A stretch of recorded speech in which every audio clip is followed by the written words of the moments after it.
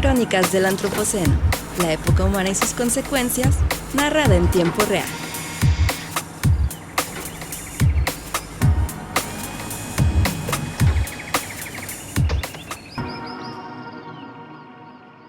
Hola, ¿qué tal? Y bienvenidos a Crónicas del Antropoceno. Yo soy Víctor González y hoy me acompañan dos directores de cine socioambiental.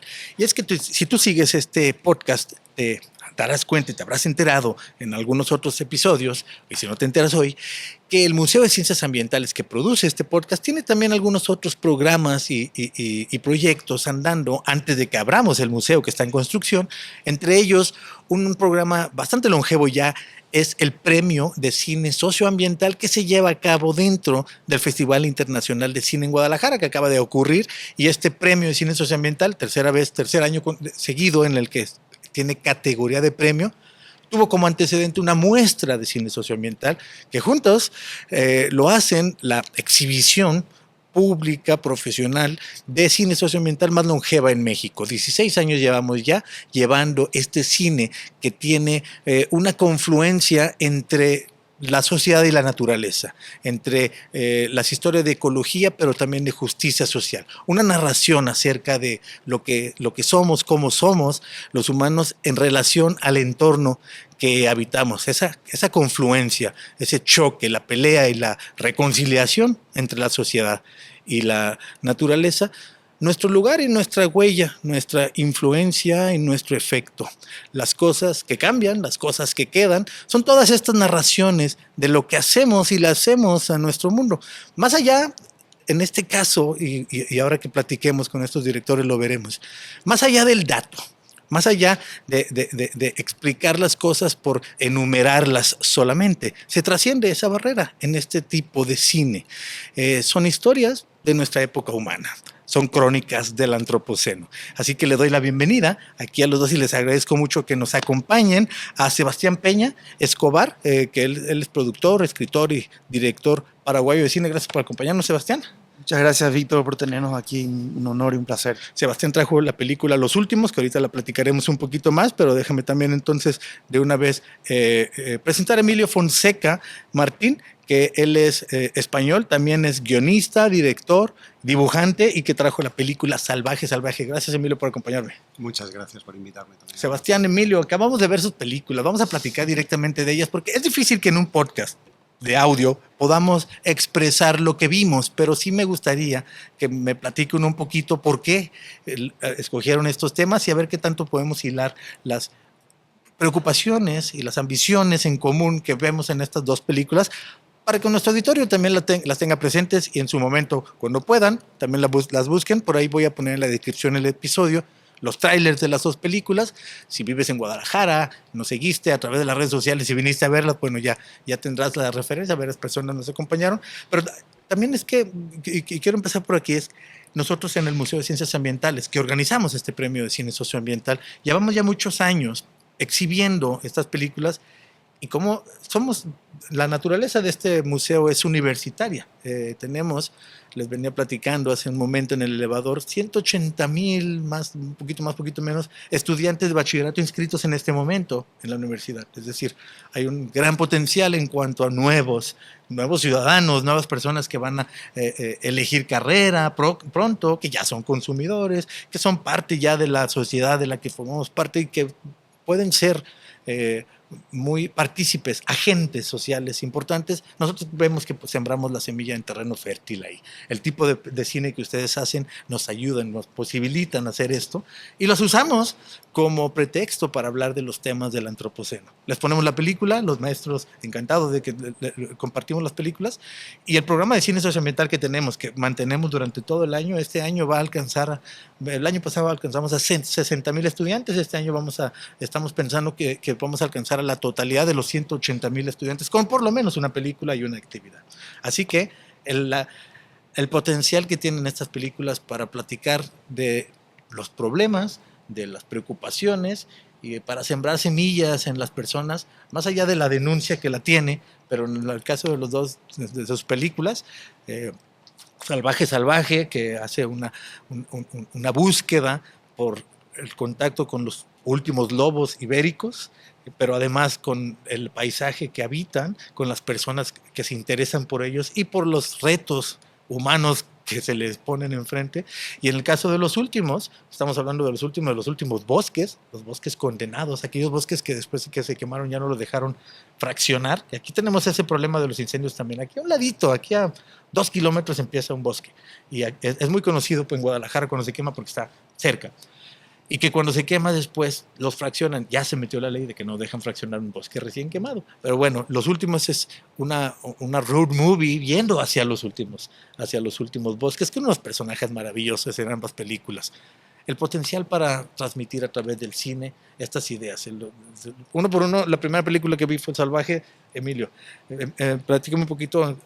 ¿Por qué haces esta película y qué es lo que alcanzaste a encontrar ahí y cómo estás viendo la recepción de ella? Pues yo creo que la película nació un poco de la fascinación por el lobo, ¿no? Esta fascinación infantil ya y que se mantiene después y que comparto, creo, con muchísima gente, ¿no? El lobo tiene este poder como símbolo cultural en Europa y no solo, ¿no? Incluso ha trascendido a otros lados. Bueno, es que hay lobos en otros lados, ¿no? Entonces, allá donde hay es un animal totémico, ¿no? Y también toda esta dimensión que tiene del lado salvaje del perro, ¿no? Es como el símbolo de lo salvaje, ¿no? También. Y ahí yo me fui metiendo, primero iba a abordar más como la problemática del lobo a nivel social, todos estos debates que hay, pues en contra, si hay que cazar lobos, si no hay que cazar lobos, que normalmente se mueven en ejes para mí muy problemáticos y que olvidan el contexto más importante y yo traté de ofrecer algo que moviese un poquito el marco, ¿no? Desplazar un poquito el marco para hablar del lobo pues en medio del antropoceno, ¿no? En este momento de catástrofe ecológica a muchísimos niveles, entre ellos la pérdida de biodiversidad tan brutal, ¿no? Que estamos padeciendo.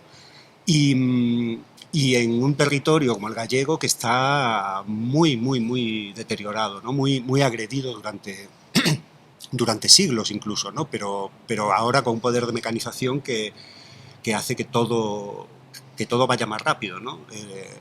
O pueda ir. Y entonces yo lo que traté fue como de llamar a la ciencia, ¿no? Porque el documental lo hicimos acompañando a los investigadores que siguen al lobo y yo quería ofrecer datos, ¿no? Los datos que sí se saben, saber qué se puede hacer con esos datos, también poner los límites de la ciencia, ¿no? Que creo que también es importante pues poner en cuestión algunas prácticas científicas, a lo mejor que pueden estar un poco obsoletas, también preguntarnos de quién son esos datos científicos, ¿no? Cuando se manipulan animales y se ponen en peligro animales salvajes, ¿qué pasa con esos datos, ¿no? ¿Quién da ese derecho para ejercer esa violencia también? Y aunque hay datos, aunque hay mucho debate ahí, pero claro, también se queda corto con respecto al volumen de desinformación brutal al que se opone, ¿no? Esta ciencia, intentando dar sus datos poquito a poco.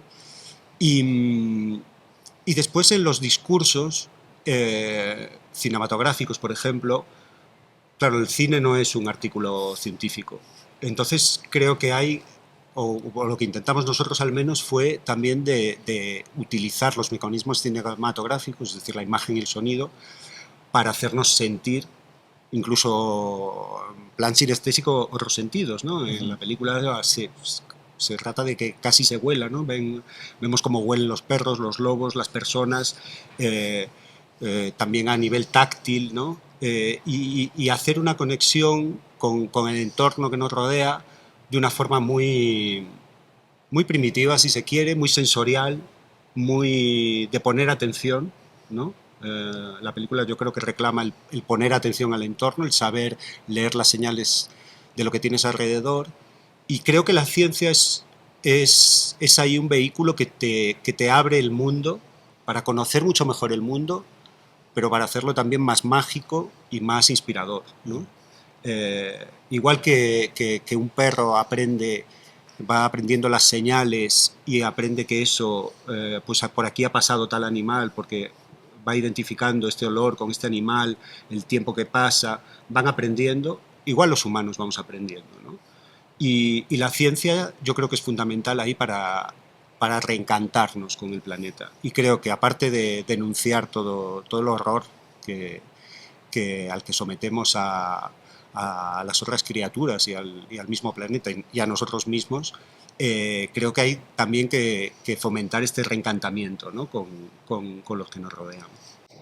Vamos aprendiendo los humanos. Voy a tomar esa frase para ahora ligarlo un poco con tu película, Sebastián, que también en tu película hay ciencia, o sea, los personajes van buscando, van avanzando para llegar a una de las últimas zonas, por eso los últimos bosques, podríamos decirle, prístinos o que todavía se conservan, que no son talados constantemente por las muchas presiones antropocénicas, que en este caso ganadería, pero también los incendios, que muchas veces son provocados. Vamos aprendiendo los humanos porque yo escuché argumentos muy sólidos de parte de los personajes de tu película, de que está la naturaleza de los humanos no darnos cuenta de que nomás tomamos y llevarnos hacia el colapso. Hay un libro que seguramente conoces, el Colapso de Jared Diamond, que habla de que todas las civilizaciones han colapsado por más o menos lo mismo. En algún momento terminan por acabarse sus recursos naturales o pelearse con el vecino. Una de las dos, pero todas han colapsado. Hasta el momento menos la civilización occidental, pero se habla de que pudiera llegar a ser el fin del antropoceno, el fin de esta civilización. Vamos aprendiendo los humanos. ¿Será que yo quisiera también imaginarme, pues esta es la primera vez que nos damos cuenta de que estamos provocando o somos de las primeras generaciones que sabemos que el daño que le estamos provocando al planeta es tal que sí nos pudiera provocar un colapso? A las anteriores quizás las veían infinito, ¿no? La atmósfera y el mar, decían. ¿Vamos a aprender los humanos o qué te queda de estos diálogos tan interesantes que tuviste con los personajes, que uno de ellos es tu tío, el otro es el amigo de tu tío, que llevas muchísimos años conociéndolos? ¿Qué dirías tú? ¿Vamos a aprenderlo o qué sigues? Indudablemente que hemos aprendido muchas cosas. Yo creo que acá hay una cuestión muy importante que es como una noción con la que me vengo encontrando constantemente, que es la noción de escala. Entonces, ¿a qué me refiero con escala? La escala de las sociedades humanas hoy evidentemente no tiene nada que ver con las escalas de las sociedades humanas en periodos anteriores.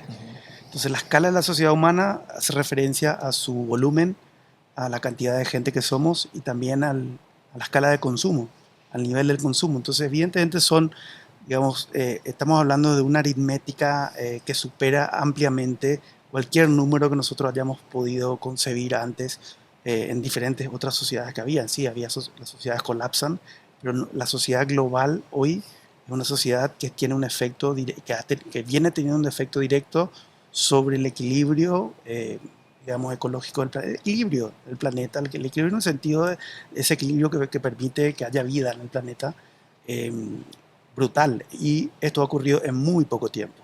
Entonces ahí tenemos otra escala. Las escalas de tiempo también son diferentes. Entonces, para ir a la cuestión, aprendemos, yo creo que algunos aprendemos, pero como especie yo creo que seguimos teniendo un comportamiento que tiene que ver con, bueno, de ahí viene el antropoceno. La palabra antropoceno viene justamente de un rastro que estamos dejando, y ese rastro está asociado a un comportamiento, pero no un comportamiento cultural, es un comportamiento biológico a esta escala de la humanidad. La humanidad tiene, digamos, discute de 200, 250, 300 mil años, el Homo sapiens. Este modelo, en esencia y en rigor, comienza con el advenimiento de la agricultura hace 10.000, 12.000 años, cuando cambia el modelo social del humano, que siempre mantuvo la misma escala. Éramos entre 8, 30 personas viviendo en bandas de cazadores-recolectores en grandes territorios. Ese modelo duró 180.000 años, 190.000 años. La mayor parte de la existencia de la humanidad. Este modelo es nuevo, tiene 10.000 años y ocurre todo esto. Estamos en un punto en donde o se están acabando los recursos, nos estamos cargando con todos los recursos, o los estamos contaminando, como el caso de los mares. O sea, y esto tiene que ver directamente con la escala de la humanidad, la escala de la sociedad humana, la escala, repito, la escala de consumo, etc. Entonces, tiene que ver con un patrón de comportamiento de la especie a esta escala. Cuando somos así de muchos y consumimos de esta manera, entonces hay un patrón de comportamiento como especie. Eso no significa que culturalmente sea posible que algunos individuos aprendamos y veamos. Y me parece que eso no es menor, súper importante, ¿verdad? Pero sí que tenemos un desafío que va más allá de la cuestión cultural, hay una cuestión biológica de por medio que, bueno, con esto no quiero, a las conclusiones que llegan Wolf y J, que sí son científicos, también tienen que ver con una observación de este comportamiento de la sociedad humana que dice, bueno, si miramos cómo viene este patrón, a todas luces da cuenta de una situación aparentemente irreversible. Pero al mismo tiempo ellos dicen, pero en realidad no podemos decir que sabemos el futuro, que podemos predecir el futuro. Hay un patrón. La ciencia también que trabaja con patrones, con estadísticas, con proyecciones numéricas, y mirando los números, mirando las cartas que tenemos sobre la mesa, no se ve bien. Pero no sabemos qué pasa con el futuro realmente. ¿Cómo el eventual colapso de esta sociedad se va a dar? No tenemos idea. Si eso va a implicar una extinción del ser humano, si no, si van a podemos quedar algunos. Entonces ahí es donde yo entro a decir, en mi película, si bien podemos llegar a estas conclusiones bastante fuertes sobre el futuro de la humanidad, el futuro de los bosques, yo digo, bueno, pero yo me niego a dejar de imaginarme el futuro. Quiero conservar esa posibilidad de imaginarme el futuro, imaginar que la Tierra misma, como un organismo vivo, se recompone con o sin nosotros, y que, bueno, tal vez el futuro implique otra configuración de la humanidad que tal vez nos lleve por otro camino, ¿no? Soñar es gratis. Sí, soñar es gratis y futuro podemos y queremos tener e imaginar. Hay muchos futuros posibles, esa es también otra cosa, tantos como personas puedan imaginarlos, ¿no? Platiquemos un poco de eso, que tus preocupaciones que se expresan en esta película de ambos directores ya están plasmadas en la pantalla grande y va más allá, decía yo, del dato, porque hay ciencia en las dos, hay datos, nos muestran cómo obtenemos los humanos datos, cómo podemos saber y comprender el mundo y lo que le estamos provocando, pero el arte cinematográfico te permite llegar más allá de solamente la información, también hay una compenetración más humana, más a lo mejor que apela a la ética. ¿Cuáles son tus preocupaciones, ya más allá de esta película, hacia el futuro? ¿Y cuáles son tus próximas inquietudes que vas a seguir, Emilio? Pues me pilla así un poco difícil ahí el futuro, porque es como el presente, más inmediato también, ¿no? La urgencia, o sea, yo con el tema del lobo me parece una cuestión urgente. Es verdad que los tiempos cinematográficos escapan un poco, ¿no? Estos proyectos tan largos, no puedes estar como atento a las legislaciones, ¿no? Que van cambiando mucho más rápido y que hay otro tipo de, a lo mejor incluso de películas, ¿no? Más ágiles que pueden tratar sobre una legislación concreta o algo parecido. Pero entonces yo, aún habiendo hecho un trabajo más amplio, digamos, y más general, una inspiración un poco más de base, ¿no? Para pensar, inspirarse, sí que creo que me movía esa parte de hacer algo ya, ¿no? De llamar a otras maneras, vamos, con estos pequeños granitos de arena, ¿no? Pero de imaginar y de usar en ese sentido el arte para hacernos clics diferentes, ¿no? Y ahí explorar, perdón, de forma pues muy intensa los límites, ¿no? De la imagen y el sonido y qué nos puede provocar eso, ¿no? También. Y es tremendo porque al final pues hay esa parte de la poesía, del arte, del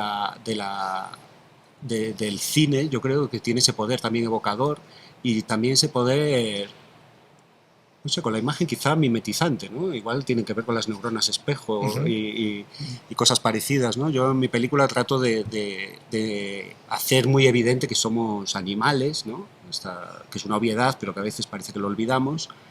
Y creo que hay una parte que podemos conectar y que hay que buscarla, ¿no? Hay que ir buscando todas esas formas de conexión y también me repito, ¿no? Como de reencantamiento para sí. A mí me cuesta, ¿no? Alcanzar un futuro mucho mejor, pero creo que se puede dar, ¿no? Creo que está sucediendo también, ¿no? Que hay un poco, pues cada vez hay más legislación contra el maltrato animal, por ejemplo, hay ciertos impulsos de conservación de ecosistemas, aunque después pues, están muy agredidos por otros lados, y hay una unión internacional de conocimiento, ¿no? La ciencia, cuando mejor funciona, cuando no se deja llevar por los puntos estos que necesitan los, Los ¿no? investigadores. Los investigadores de las publicaciones y tal, realmente hay una red de conocimiento fabulosa, ¿no? Es decir, pues los paneles del cambio climático, hay esperanza ahí, ¿no? Y hay bueno, se sabe muchísimo hoy. Y a mí es esa parte que también me ilusiona, ¿no? Que de repente saber estas cosas ahora, que tienes certeza de que los árboles alimentan a sus retoños, ¿no? O contactan con el resto de árboles a través de las redes fúngicas, pues es que te transforma el bosque por el que transitas, ¿no? De repente. Y bueno, asumir que estamos vivos y que es maravilloso, ¿no? Tener esta oportunidad de compartir este ratito de tiempo con el resto de especies que habitan el planeta, ¿no? Y dices, el conocimiento colectivo que proporciona la ciencia es una de las herramientas más efectivas que hemos creado y aprovechado los humanos, pero también al mismo tiempo los que lo producen, los científicos, en el caso de las películas, las dos películas, Salvaje, Salvaje y los últimos, vemos personas comprometidas también de una manera más allá del conocimiento que están generando, sino en realidad lo viven, en realidad tienen una opinión al respecto, en realidad se entregan. Y yo creo que ahí está una parte importante, ¿no? Además del conocimiento que generan, las personas que se suman. Y dijiste futuro, dijiste esperanza, para regresarte a la misma pregunta difícil a ti, Sebastián. Todo esto y estas nuevas legislaciones y estas ganas de sumarse a la solución y dejar de ser parte del problema y estas nuevas generaciones que se manifiestan y estos esfuerzos que muchos hacemos, ustedes cineastas, nosotros un museo, los estudiantes enterándose, esperanza futuro, ¿será lo suficientemente rápido este cambio de conciencia que se está dando? Porque desde que está sucediendo, pero tú dijiste la escala. ¿Somos suficientes los que nos importa? Y lo estamos haciendo al suficiente ritmo como para compararse con el ritmo de consumo desmedido que se está llevando gran parte de la biodiversidad. ¿Tú qué opinas? Mira, de nuevo me remito a...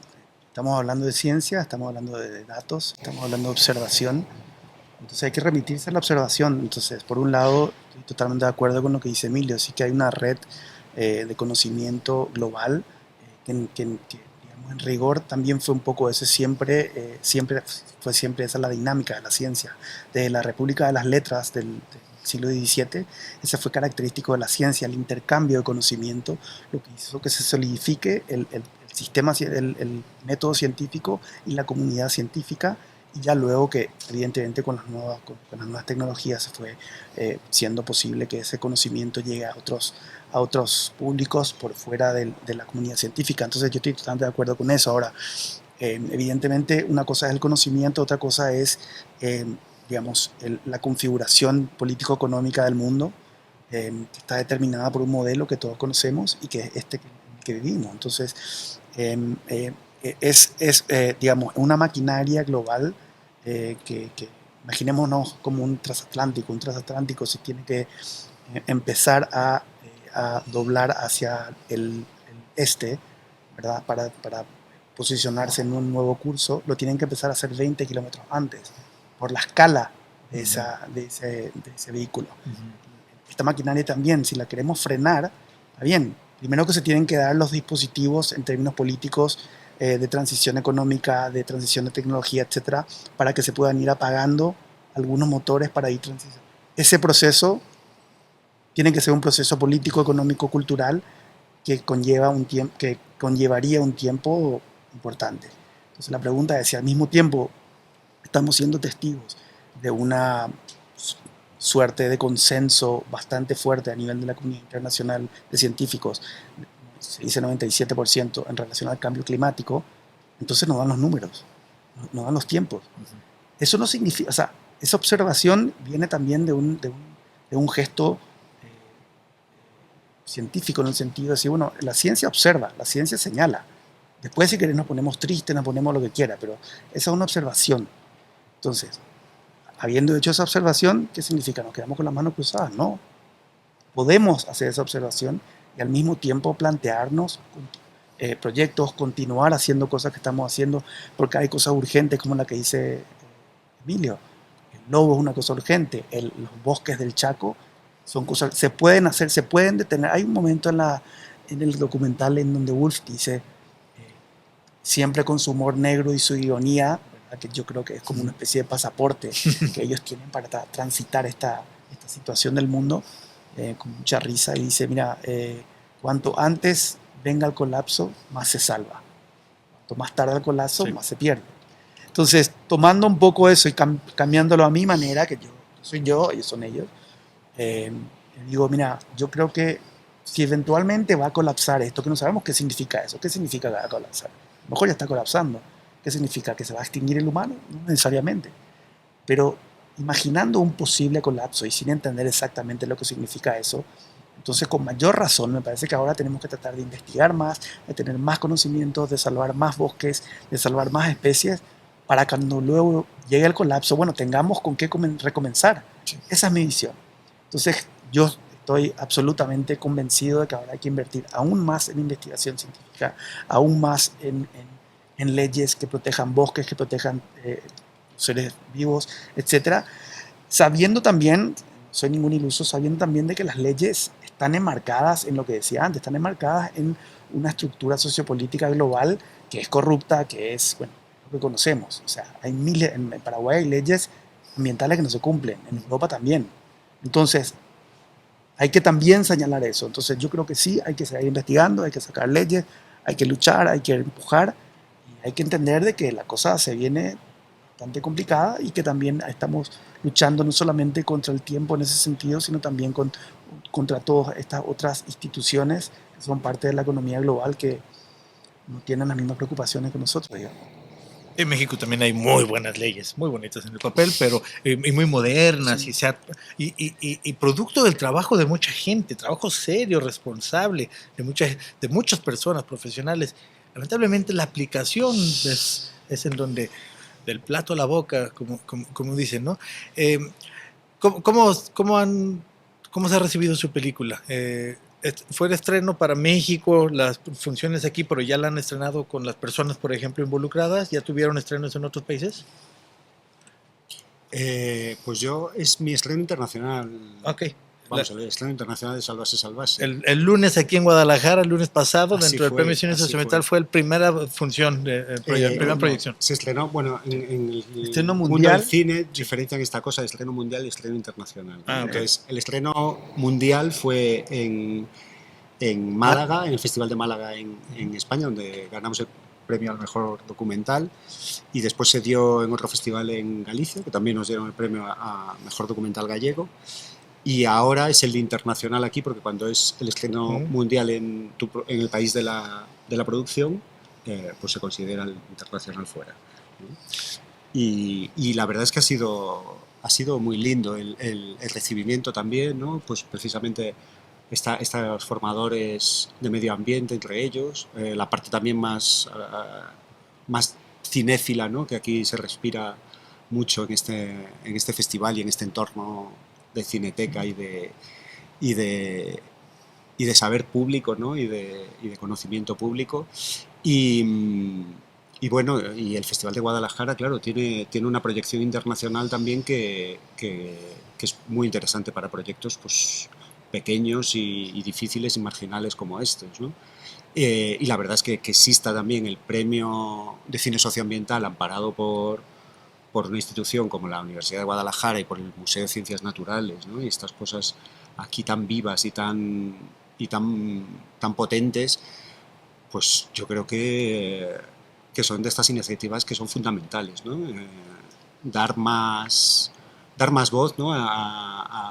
a este tipo de proyectos, poderlos poner en común, también a dialogar, ¿no? Y insistir por ahí, ¿no? Porque yo creo que hay que hay vía, y entonces yo estoy muy contento de que nuestra película, que es un poco, pues bastante experimental, ¿no?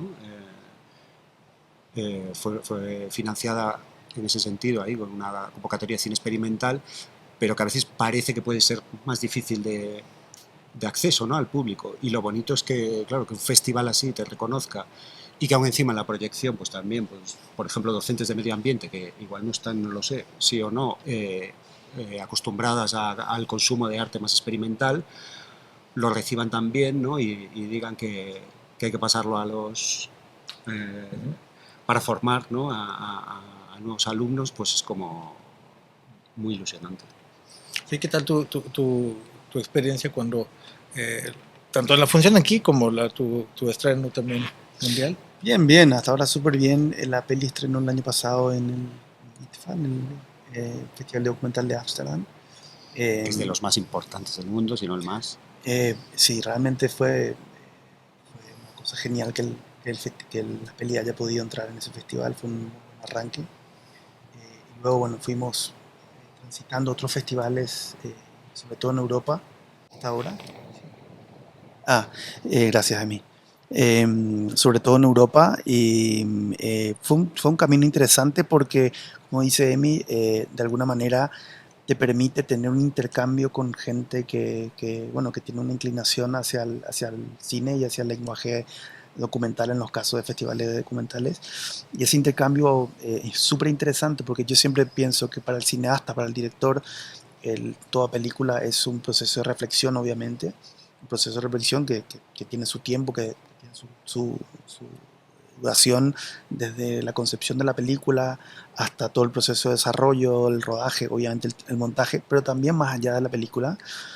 Justamente al entrar a la película, digamos, al escenario público y al generar la película con sus contenidos, con sus preguntas, con sus cuestiones, conversaciones y debates, entonces eso hace que el director continúe pensando la película, desde la película, a través de la película, y esa conversación amplia, conversación larga, como yo le llamo, me parece sumamente interesante porque es, como decía, un proceso de reflexión y de pensamiento, ¿verdad? Entonces, todo esto, recorrer todos estos festivales sí que fue una experiencia genial porque me hizo pensar mucho y seguir pensando, y esta conversación que tengo contigo que se hace en el marco del Festival de Cine de Guadalajara también, entonces son maneras de continuar reflexionando y pensando. Y acá feliz, como decía Emi, estar en el Festival de Cine de Guadalajara, un festival sumamente prestigioso en el mundo y en Latinoamérica, y es mi estreno en México, un país que admiro mucho, que quiero mucho. Así que nada, contentísimo. Rápidamente, así nomás para saber cuáles son sus próximos proyectos en los que ya están involucrados o lo que piensan hacer hacia adelante, tanto en cine como en las otras muchas cosas, porque ambos son artistas polifacéticos también, porque veo que escribes, Sebastián, eres dibujante también, Emilio. Próximos proyectos que están haciendo, sobre todo de cine, pero en general. Emilio Fonseca, por favor. Pues bueno, hay muchas ideas y todavía cogiendo forma, ¿no? A mí la verdad es que me gustaría seguir investigando por este lado, ¿no?, de nuevas maneras de ver cómo miramos a los animales, ¿no?, cómo nos relacionamos, las situaciones, ¿no?, en las que cohabitamos con ellos y cómo lo hacemos.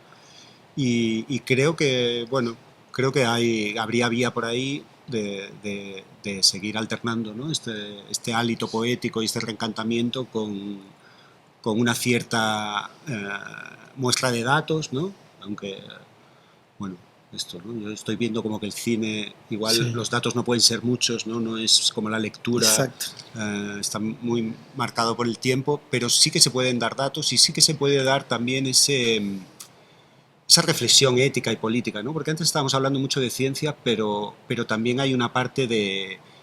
A la ciencia hay que domarla, ¿no? Bueno, domar es una palabra un poco fea, ¿no? Igual, pero la ciencia a veces no nos dice lo que está bien y lo que está mal, ¿no? Simplemente nos dice lo que hay. Claro, esa es una discusión ético-moral que... Y después hay que poner unos planteamientos éticos y políticos y morales para tomar una decisión en base a esos datos, ¿no?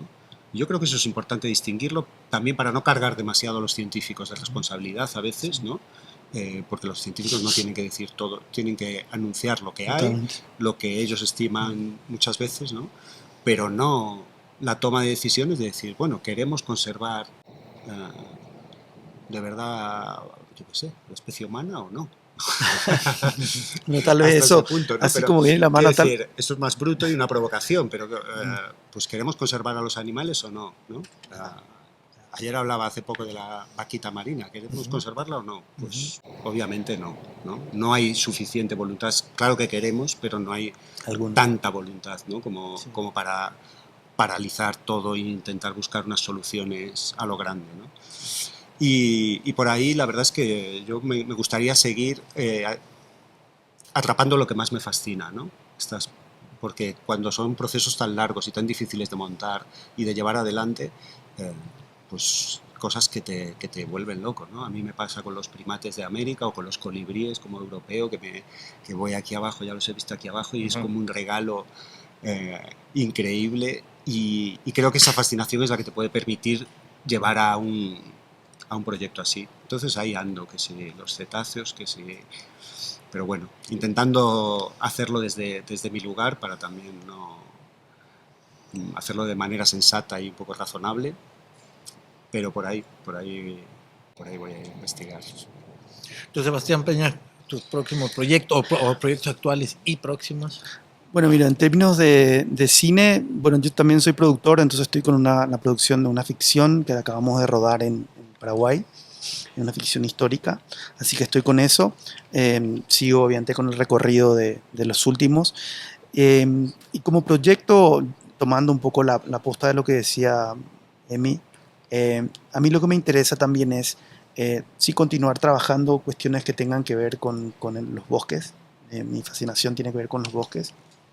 En este caso es una fascinación en relación al hecho que están desapareciendo. Un poco sobre eso, de otras cosas los últimos. Pero sí algo relacionado a los bosques, pero también algo relacionado digamos, al planteamiento en términos de lenguaje documental o de lenguaje fílmico, que creo que me gustaría continuar por el camino de apelar a dos cuestiones. Por un lado, un formato dialéctico de preguntas, debates, reflexiones con gente en los contextos de bosque, viajar con gente y hablar. Y por otro lado, un lenguaje poético que de alguna manera pueda permitirme ir más allá de las palabras, ir más allá de las reflexiones en sí y poner simplemente cuestiones que apelen a las sensibilidades que me parece que es fundamental en esta cuestión, ¿verdad? Si realmente queremos que las pelis tengan efecto sobre algo que hay que ver, me parece que tenemos que explorar otras modalidades, otros lenguajes, porque evidentemente lo que estamos haciendo hasta ahora, claro que tiene un efecto, evidentemente sí, lo tuvo en mí, y en Emi y en mucha otra gente, ¿verdad? Pero vuelvo al tema de la escala, ¿no? ¿En qué escala? Una escala suficiente como para que tenga. Entonces, explorar un poco en esos lenguajes de cómo llegar tal vez a través de otros caminos a la gente, caminos poéticos, caminos dialécticos de reflexión de gente, etc. Así que yo creo que va por ahí el próximo proyecto. Y también tengo un proyecto de escritura que tiene que ver con un estudio y una investigación sobre la evolución del significado de ciertos términos. Y esto está muy relacionado incluso a esta conversación, a lo que está pasando en nuestras películas. Hay muchos términos que están en el lenguaje cotidiano del mundo, pero que en realidad si nos ponemos a pensar o si nos ponemos a hablar con la gente, en realidad la gente no creo que tenga muy claro qué significa. Y esos términos son capitalismo, socialismo, democracia, justicia y libertad. Entonces quiero hacer una investigación sobre cómo esos términos fueron evolucionando a lo largo de los últimos 200 años, cuáles son las diferentes acepciones y cuáles son los significados que hoy en día están en el tapete de discusión, y cuando a todas luces vemos que hay gente que está hablando de cosas diferentes. Entonces, ¿cómo esperamos que a partir de ahí puedan haber consensos políticos cuando de repente los significados a los cuales cada una de esas personas o esos grupos o digamos de esas posiciones políticas remite a otro significado en realidad? Entonces es un poco una investigación del sentido de esas palabras, y yo creo que eso tiene que ver con lo que está pasando, con lo que nos preocupa, con todo eso. Ahí yo, perdón, Sí, adelante. creo que hay algo fundamental también en poner en cuestión los términos. Seba, como es un valiente, se atreve con estos, con estos pedazo términos también. Sí. Pero yo quería recordar un trabajo que hice también con mi compañera, la productora, Xerna de Teixeiro, y productora y co-guionista de este filme, Salvase Salvase. Por ejemplo, ideas que surgieron precisamente haciendo este filme, como poner en cuestión el término de plaga, ¿no? Plaga, sí. Que a mí me pareció... A mí me encantó ese trabajo. Sí, es un trabajo que se puede ver en YouTube, que hicimos con el Centro de Cultura Contemporánea de Barcelona, que se llama Somos Plaga, y fue esta iluminación también de que el concepto plaga no es un concepto científico, biológico, sino ético y político, ¿no? No hay un cambio ahí, o sea, los científicos, pues una vez más, detectan cambios, pueden decir que ha habido esta población, se ha extendido más, esta otra ha perdido territorio, lo que sea, pero el concepto plaga que convierte algo en exterminable es una decisión, ¿no? Es una decisión que debemos ser conscientes de que es ética y política, no es científica, ¿no? A lo mejor los científicos nos pueden dar los datos para tomar unas decisiones correctas o que queremos más correctas, pero creo que hay que poner en cuestión términos que son, pues, parte del sistema que nos está llevando hacia el colapso, ¿no? Y luchar contra esos dogmas creo que es también parte fundamental, ¿no? de estas iniciativas también artísticas y de pensamiento. Sí. Interesante. Sí, los términos y los significados y la etiqueta y lo que le provoca lo que etiquetamos, ¿no? Pero bueno, estos términos que escogiste tú para tu libro, que va a estar muy interesante, son grandes términos que va a ser muy interesante ver hasta dónde llegas con ese libro también, hasta dónde podemos profundizar en cuál es el significado que tenemos hoy.